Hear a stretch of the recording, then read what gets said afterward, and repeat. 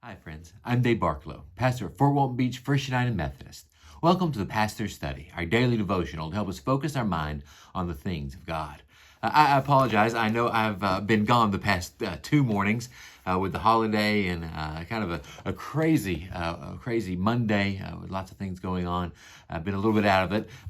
So I'm going to try my best not to let that happen very often. And I just want to dive in, at least get a Thursday in here this week, because I think what's going on in Mark is important and can help us. So this is an anecdote from the Gospel of Mark. We're still in Mark chapter 9, verses 33 through 37. When they came to Capernaum, and when he was in the house, he asked, "What were you arguing about on the way?" But they were silent, for on the way they had argued with one another who was the greatest. He sat down, called the 12, and said to them, "Whoever wants to be first must be last and servant of all." And he took a little child and put it among them, taking it in his arms.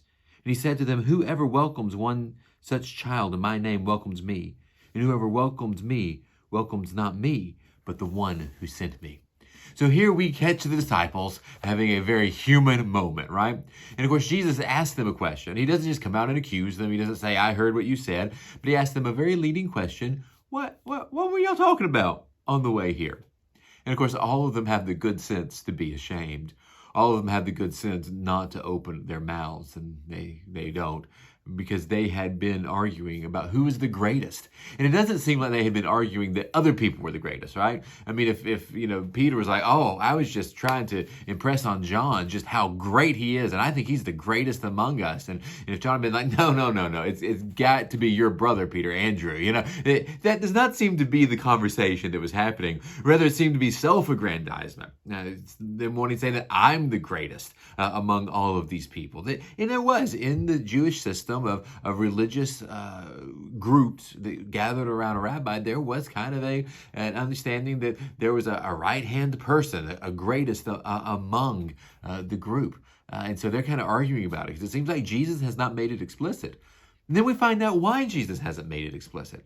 Because the way he does things is going to be different than the way the world does things. He's breaking with the way things have been done in the past. Because the greatest is going to be the least. And the greatest is going to be a child. And we're going to do things differently. We're not going to have talks about who's the greatest. We're going to have talks about the great one, Jesus Christ. And the rest of us just trying to figure out how we can welcome him by welcoming the least among us, the children among us, and by welcoming him, welcoming our God, our Creator, Father. Friends, let's keep this in mind today. Not let us seek to become the greatest, but let us seek to worship the greatest. Remember, friends, I love you. Take care of yourselves and shine the light of Christ.